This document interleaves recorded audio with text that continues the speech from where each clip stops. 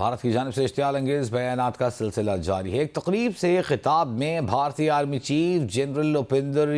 دیودی نے کہا کہ آپریشن سندور محض 88 گھنٹوں کا ٹریلر تھا، اصل کارروائی تو ابھی باقی ہے۔ اگر ضرورت پڑی تو بھارت اپنے مغربی دشمن کو ذمہ داری کا سبق سکھانے کے لیے پوری طرح تیار ہے۔ بات چیت اور دہشت گردی ساتھ نہیں چل سکتی۔ بھارت نیو نارمل کے تحت دہشت گردوں اور ان کے حامیوں کو ایک ہی نظر سے دیکھتا ہے۔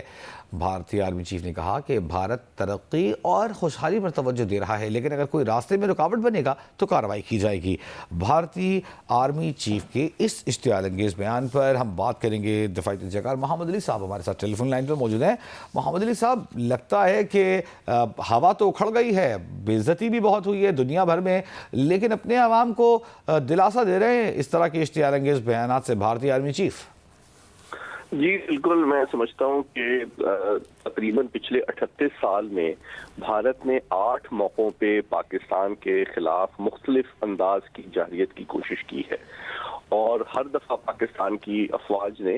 اپنی عوام کی مدد سے اور سیاسی قیادت کے تعاون سے ہمیشہ اس کا منہ توڑ جواب دیا ہے اور اس سازش کو ناکام بنایا ہے۔ چاہے آپ کو یاد ہو سوئفٹ ریٹارٹ ہو 2019 کی، یا اس دفعہ بنیاد المرصوص اور مارکہ حق ہو،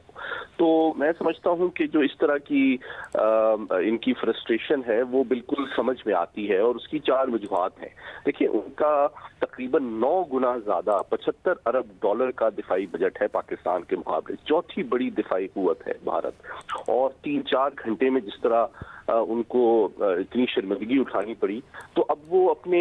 سیاسی لیڈرشپ کے سامنے بھی ان کی فوج کی قیادت شرمندہ ہے، اپنے ٹیکس پیئر اور عوام کے سامنے بھی شرمندہ ہے،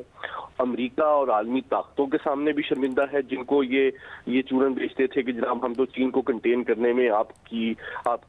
کا ہراول دستہ ثابت ہوں گے، اور ساتھ ہی ساتھ پورے علاقے کے جو اب ممالک بتدریج بھارت کی دہشت گردی کی پشت پناہی کی پالیسی کا ادراک رکھ رہے ہیں، وہ بھی اب ان کا بھی جو بھارت کا روب داب ہے وہ اب اتر چکا ہے۔ تو اس وقت اس طرح کی جو بھڑکے ہیں، اس کا مقصد بالکل واضح ہے کہ وہ اپنی فوج کو کے گرتے ہوئے مرال کو سہارا دینے کی ناکام کوشش کر رہے ہیں، اپنے ٹیکس پیئرز کو